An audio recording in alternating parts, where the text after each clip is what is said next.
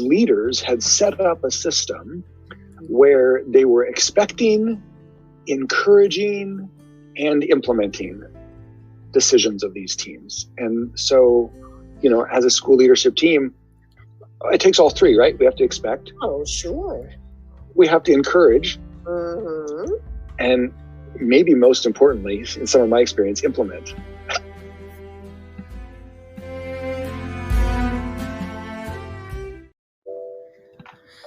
A quick shout out to our sponsor and podcast home app, Anchor FM. Do you want to start a podcast?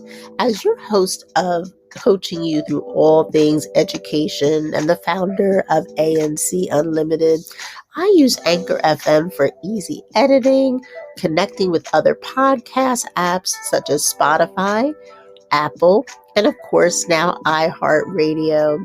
It's free, so I can create as many episodes or bonus episodes for my listeners as I choose. Sign up today at anchor.fm.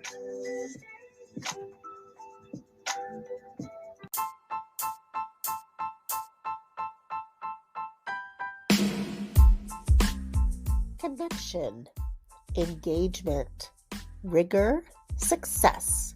Here on Coaching You Through All Things Education podcast, we are building a legacy of success together, one episode at a time, each Tuesday at noon. As your host, Anne Labangana Clay of ANC Unlimited, we will unpack relevant topics in education together. And when I'm not podcasting, coaching, or consulting, stop by our website, acunlimited.org, for our new blog, Coaching You EDU, and a menu of services. If something resonates with you during this episode, message me on the podcast app of your choice or leave a comment on LinkedIn, our company Facebook page, or on Twitter. Our guests appreciate your feedback. Check out the story notes for our social media details, and certainly, if you have an episode suggestion, send it to coachingallthingsedu@gmail.com. Now let's dive in.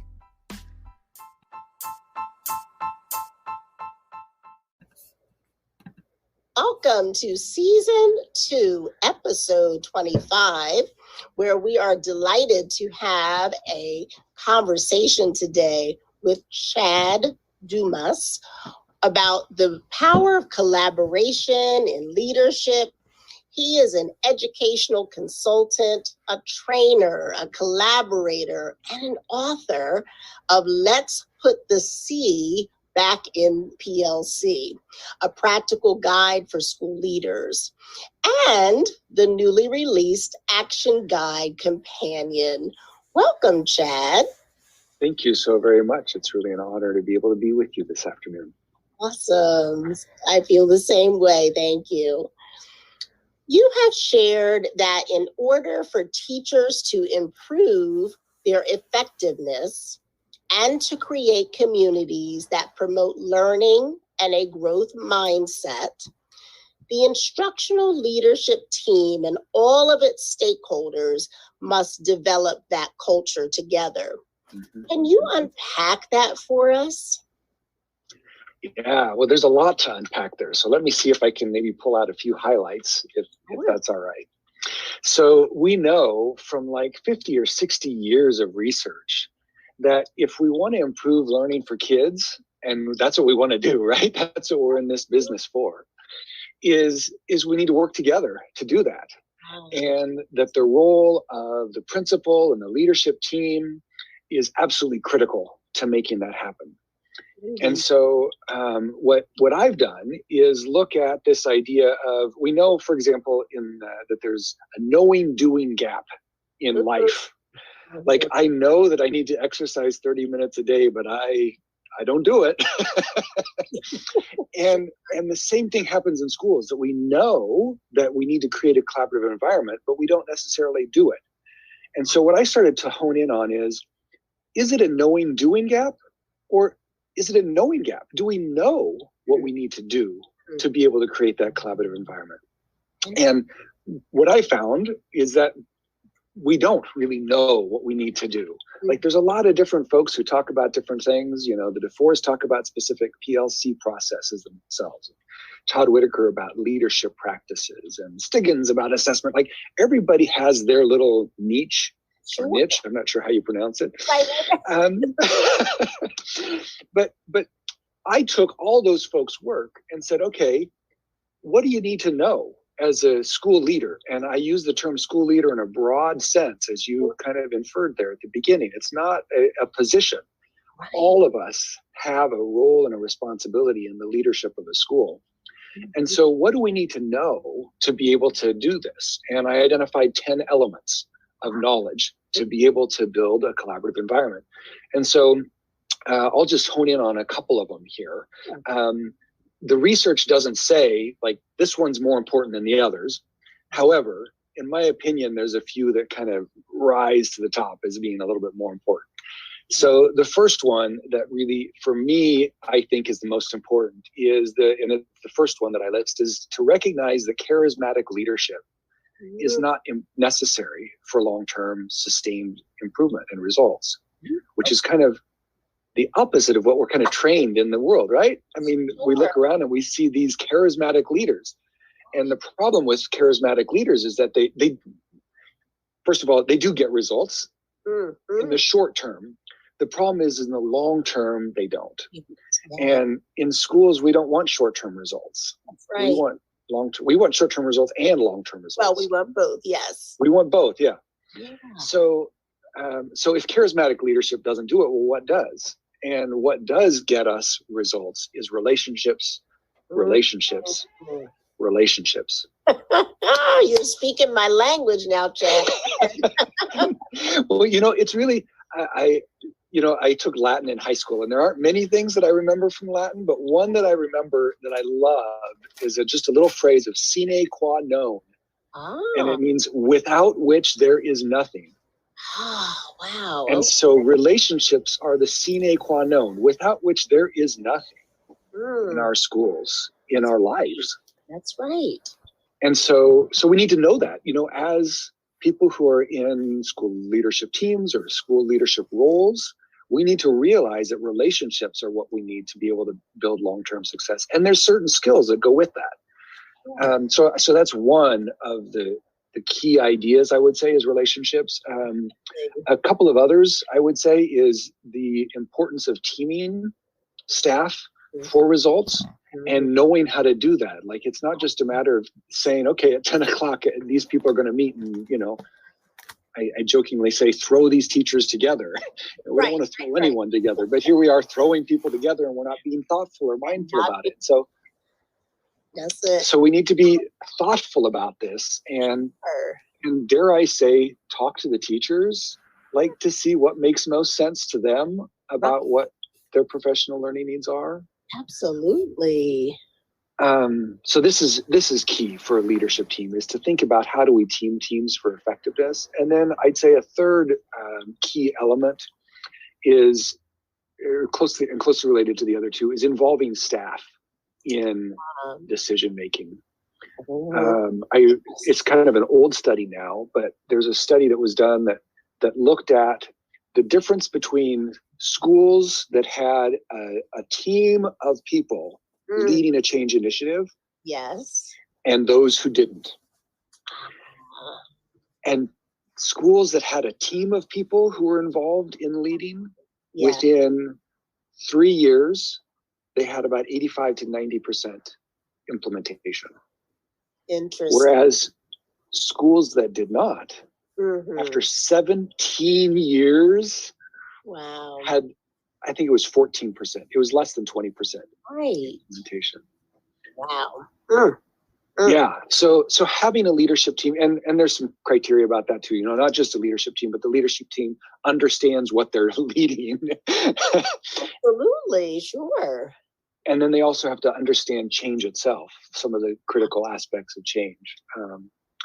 So I don't know, I maybe talked too long there on that question that you asked, but there's so much there to unpack about. But if I were to give like advice to a team, a leadership team in a school, like where do I start to build this collaborative culture?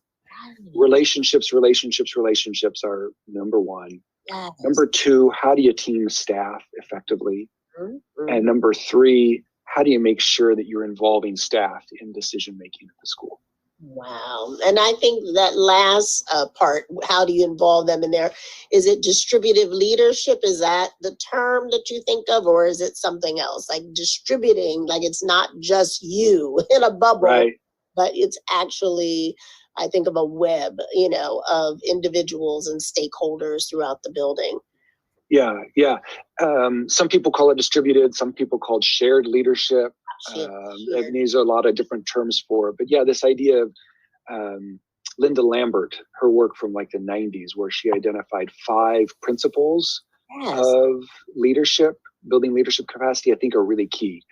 This idea that leadership is about learning, that we all have a right and responsibility to serve in leadership roles.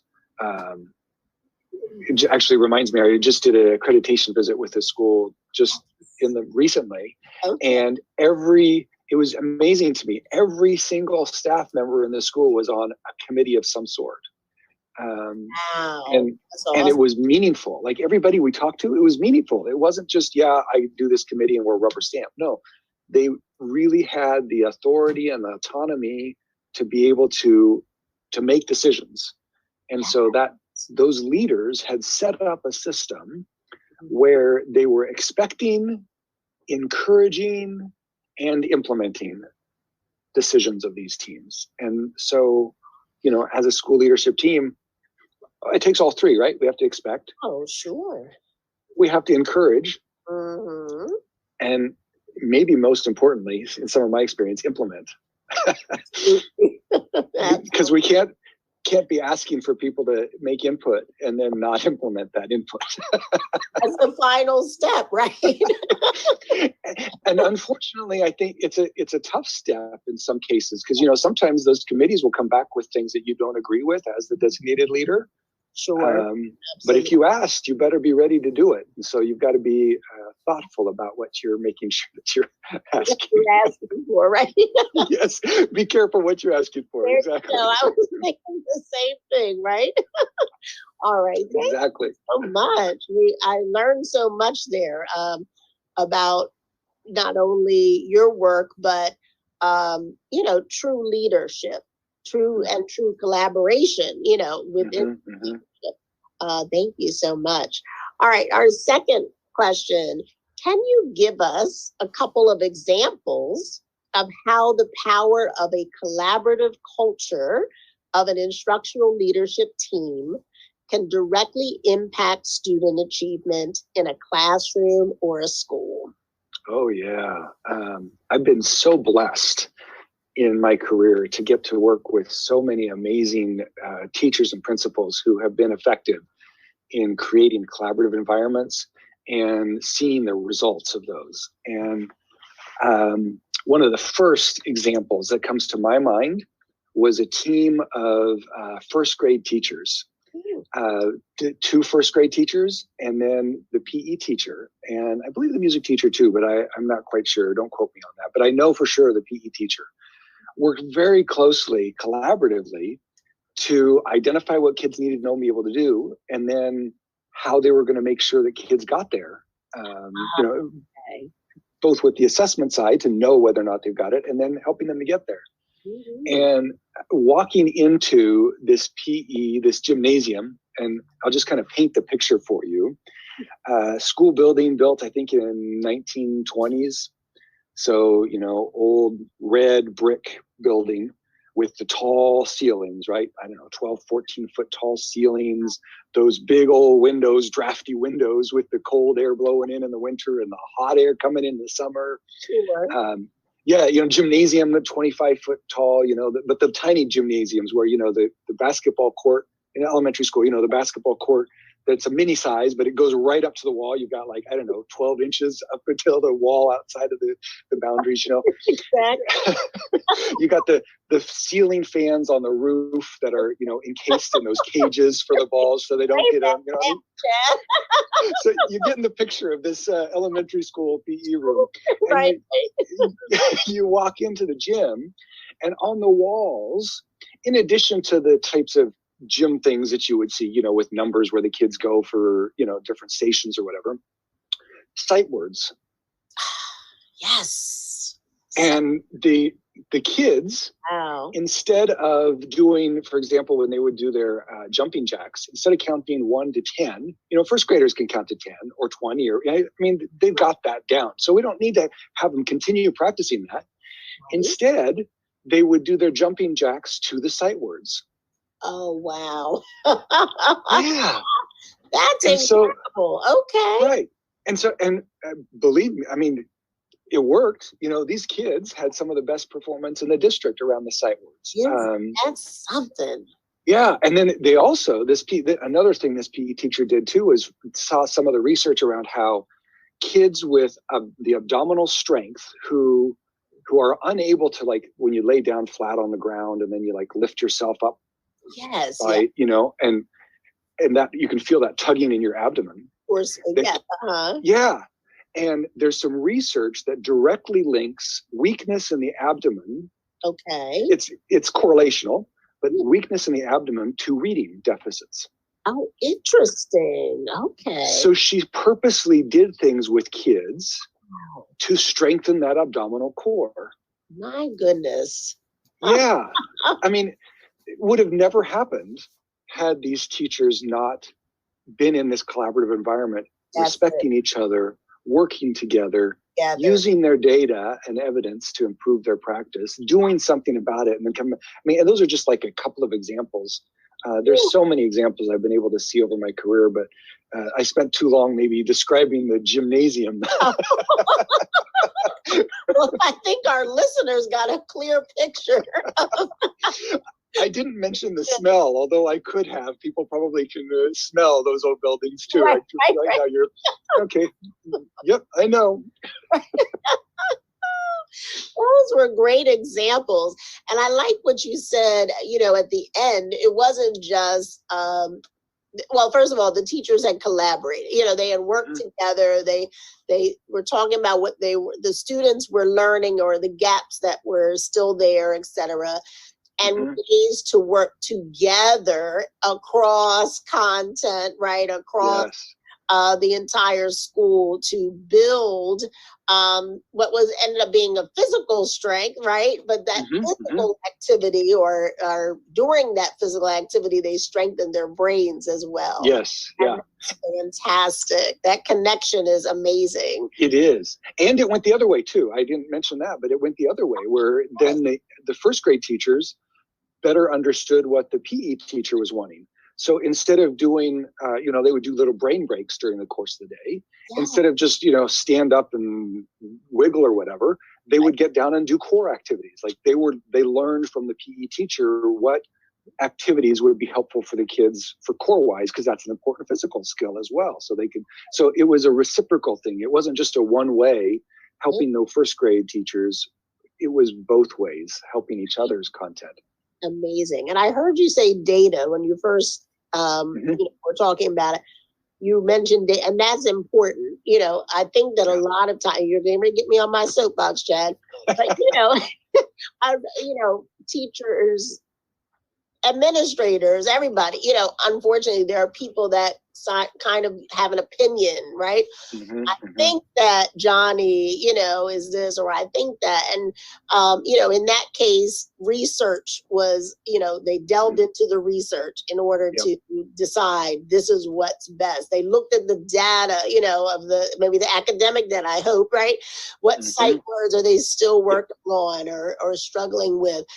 Et cetera. And so it's about facts. I like to, say the data doesn't lie, right, Chad? Right. So a lot of your work, I assume, is around that, trying to, let's not guess, Yep. Let's actually have something concrete in order to move forward. And that's why your success stories are so amazing, I think. Yeah. Yeah. I like to say, in God we trust. Okay. All others, please bring data. Okay, Chad, I'm gonna take that one. I love it. I love it. All right, we're gonna continue here. Hold on just a minute. Here we go. Oh, wow, I love it. All right. So for our next part, unpack a little bit more about your book. So I spoke about you having the book, Let's Put the C Back in PLCs, right?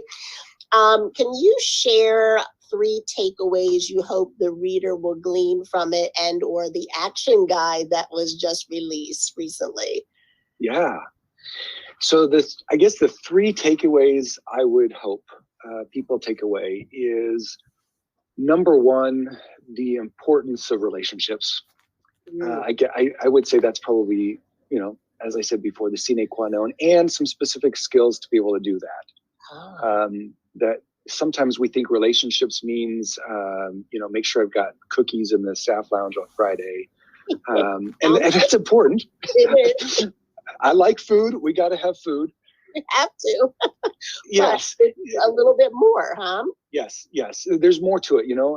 Truly authentic relationships are founded on some ideas that I talk about in the book around personal clarity, about common language, common actions. And I like to use an analogy of some of the people who I have the greatest relationships with are around Nebraska football. I do love the Nebraska Cornhuskers. Yes. And so this example of having clarity, like we have clarity about our language. Mm-hmm. We talk about certain plays, certain players, certain time periods. Sure.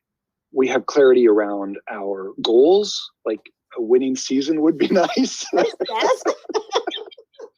That is a very common goal. Yes. Yes. And then we have clarity around actions. You go to a sporting event, and when the team takes the field, there's certain things that happen. When there's a score, certain things happen. When there are these actions that happen. And so as part of in our schools, this is the same thing. So clarity around our language. What language do we use around teaching and learning, around kids, around each other? That's right. What goals do we have for ourselves and for each other? And what actions do we take? And are we clear about that? This clarity around those 3 areas, again, language, goals, and actions, builds relationships. Absolutely. And then I talk about 3+1, that there's 3 specific behaviors in a climate of rapport or dialogue. And those 3 behaviors are pausing, prompting, and posing questions. Important thing. Yeah, when we use those 3 together, we're able to build effective relationships. So I think that the first big takeaway would be the importance and some skills around building relationships. Yes. The second big takeaway, I think I would hope people take away, is the importance of knowing. That we can't do unless we know. And so there are things that we need to know to be able to move forward. And then I think the third big idea is it's not enough to know. We have to do. We have to translate what is written into reality and action. Oh, yes. And so, and it's not just because we want to, but because we need to. The needs of our time are so great. Like if we had our head in the sand before about the disparities for kids, both the combination of the COVID crisis and the social action reawakening, if you will, as a result of George Floyd and too many to name. Too many to name. That's right. Yeah. Yeah. That if we didn't recognize it before, it's become really evident now that we need to address these gaps. And the way to do it is together. We can't do it. Like, I don't know enough. You don't know enough. None of us by ourselves knows or can do enough. We can only do it together. Love it. And so that would be my third big idea is we can't, knowing is not enough. We have to know and then do. Our kids depend on it. That's it. You're right. They depend on it. And that's what we're all about, right? I mean, you and I, we work with adults, but our end goal in working with the adults is that it benefits the children and the students, right? Yep. So we've got to do better, and I love it. Absolutely. All right. So let's see. This question is trending on the show, and it's my favorite. You can see from my smile.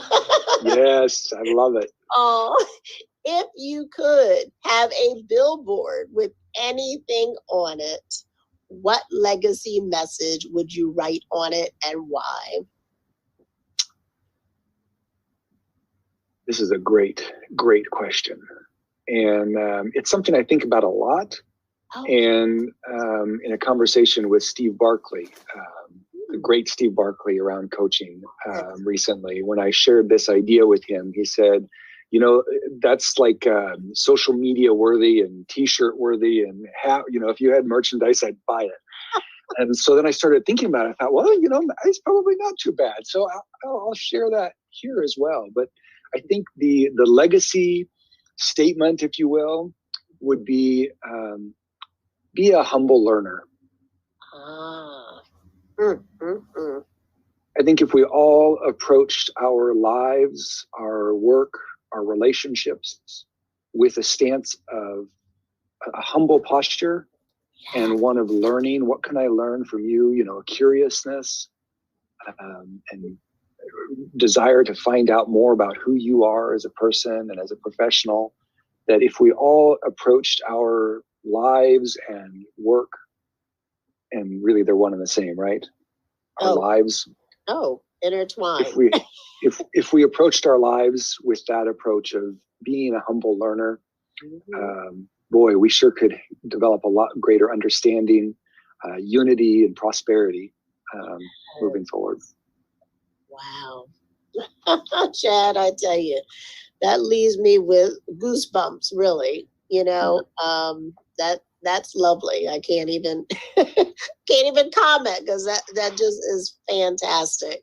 Thank you so much for unpacking your work, particularly your book, and your passion about collaboration. I mean, I can feel it when you're talking. It's not just something you do; it's something you live and really believe in. And I've seen it for myself. I see the power of it, and I look forward to having our audience grab your book and action guide, and taking a closer look at how can we build those relationships with our staff. It sounded like you were saying we need to dig deeper, right? Past the hello and how's your kids, right? And really see what we can do for kids. All right. Awesome, Chad. You have a wonderful rest of the day. Thank you so very much. It's an honor and a pleasure. Thank you. Oh, thank you.